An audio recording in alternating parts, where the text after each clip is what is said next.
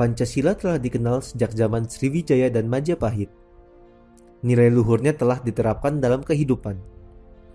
Pancasila sendiri berasal dari bahasa Sanskerta, yaitu panca berarti 5 dan sila berarti dasar atau asas. Pancasila berarti 5 asas. Istilah Pancasila terdapat dalam buku Negara Kertagama karangan Empu Prapanca dan buku Sutasoma karangan Empu Tantular, yang artinya adalah berbatu sandi yang 5 atau pelaksanaan kesusilaan yang 5. Sejarah perumusan Pancasila sebagai dasar negara merupakan bagian dari sejarah perjuangan bangsa Indonesia. Dalam periode penjajahan Barat, bangsa Indonesia terlibat dalam perjuangan fisik untuk mengusir penjajah. Perlawanan terhadap penjajahan Barat tersebut terjadi hampir di seluruh wilayah Indonesia, tetapi belum terkoordinasikan dengan baik dan bersifat kedaerahan. 20 Mei 1908, Dr. Sutomo mendirikan Budi Utomo yang merupakan organisasi pelopor gerakan nasional. Oleh karenanya, setiap tanggal 20 Mei ditetapkan sebagai Hari Kebangkitan Nasional.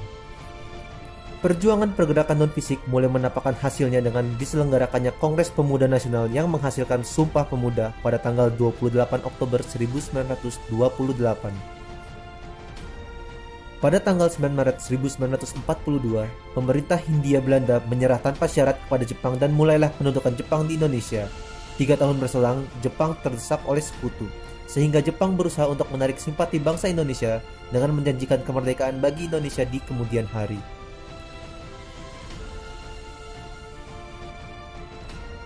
Tanggal 29 April 1945, Jepang membentuk BPUPKI atau Dokuritsu Junbi Chosakai yang diketuai Dr. KRT Rajiman Weddiodiningrat dan beranggotakan 76 orang, termasuk 7 orang Jepang sebagai anggota istimewa.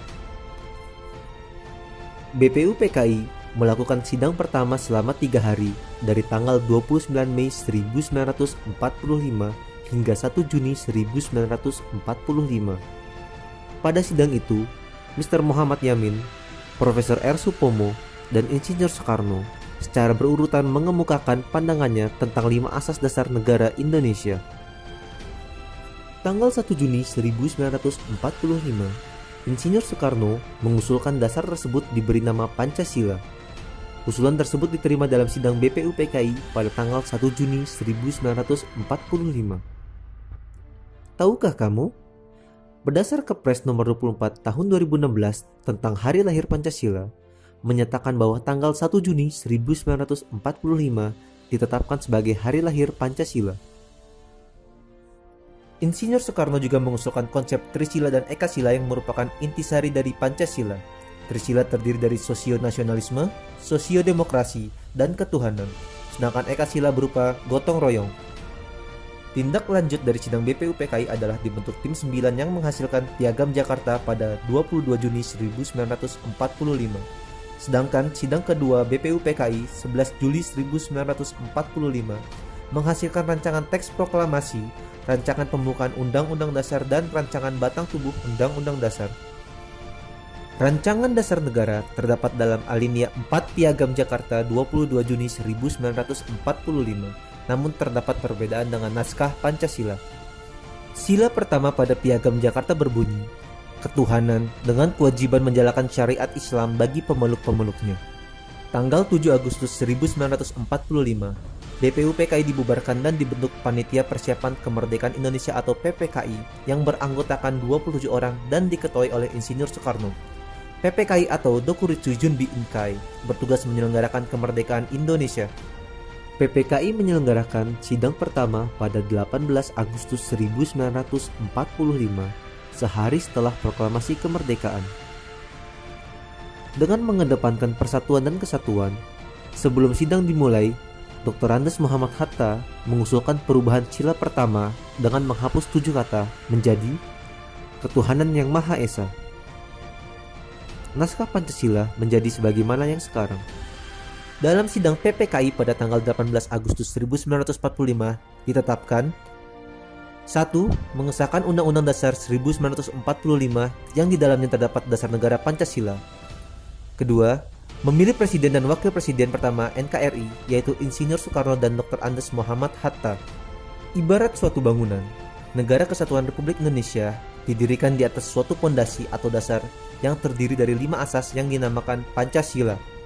Sebagai paham filosofis, Pancasila memiliki 2 pengertian, yaitu Pancasila sebagai pandangan hidup dan Pancasila sebagai dasar negara. Pancasila sebagai pandangan hidup atau way of life atau Weltanschauung dalam bahasa Belanda harus dapat dipertanggungjawabkan secara logis dan dapat diterima oleh akal sehat. Dalam pelaksanaannya sehari-hari tidak boleh bertentangan dengan norma agama, norma kesusilaan, norma sopan santun serta norma hukum yang berlaku. Pancasila sebagai dasar negara, dalam pengertian ini sering disebut pula sebagai dasar falsafah negara atau filosofische Grondslag atau ideologi negara atau Staatsidee. Dalam hal ini, Pancasila digunakan sebagai dasar untuk mengatur penyelenggaraan negara atau mengatur pemerintahan negara. Kedudukan hukum Pancasila selain sebagai dasar negara juga sebagai sumber dari segala sumber hukum negara, sebagaimana tercantum dalam Undang-Undang Nomor 12 Tahun 2011. Berdasarkan pengertian dan perannya, Pancasila berfungsi sebagai dasar yang statis atau fundamental, sebagaimana fungsi pokok Pancasila yang tercantum dalam pembukaan Undang-Undang Dasar 1945. Tuntunan yang dinamis sebagai cita-cita dan tujuan bangsa Indonesia. Ikatan yang dapat mempersatukan bangsa Indonesia, menjamin hak hidup secara layak bagi semua warga negara dan semua golongan tanpa ada perbedaan. Selain itu, Pancasila memiliki 3 fungsi. 1. Fungsi yuridis ketatanegaraan yang merupakan fungsi pokok atau fungsi utama dari Pancasila sebagai dasar negara. 2. Fungsi sosiologis, yaitu apabila dilihat sebagai pengatur hidup kemasyarakatan pada umumnya. 3. Fungsi etis dan filosofis, yaitu apabila fungsinya sebagai pengatur tingkah laku pribadi. Dalam hal ini, Pancasila berfungsi sebagai philosophical way of thinking atau philosophical system. Pancasila sebagai dasar negara mengandung pokok pikiran yang di dalamnya tersimpul ajaran Pancasila, sehingga mempunyai hubungan kausal dan organis dengan pasal-pasal Undang-Undang Dasar 1945. 4 pokok pikiran yang merupakan suasana kebatinan dari Undang-Undang Dasar 1945 tersebut terdiri dari: pertama, negara melindungi segenap bangsa Indonesia dengan berdasarkan persatuan dalam sila ketiga. Yang kedua, negara Indonesia mewujudkan keadilan sosial bagi seluruh rakyat Indonesia dalam sila kelima. Ketiga, negara berkedaulatan rakyat berdasarkan atas kerakyatan dan permusyawaratan atau perwakilan dalam sila keempat. Yang keempat, negara berdasarkan ketuhanan yang Maha Esa menurut dasar kemanusiaan yang adil dan beradab, yaitu sila ke-1 dan kedua. Singkatnya, Pancasila memiliki 2 pengertian, 3 fungsi, dan 4 pokok pikiran serta 5 sila.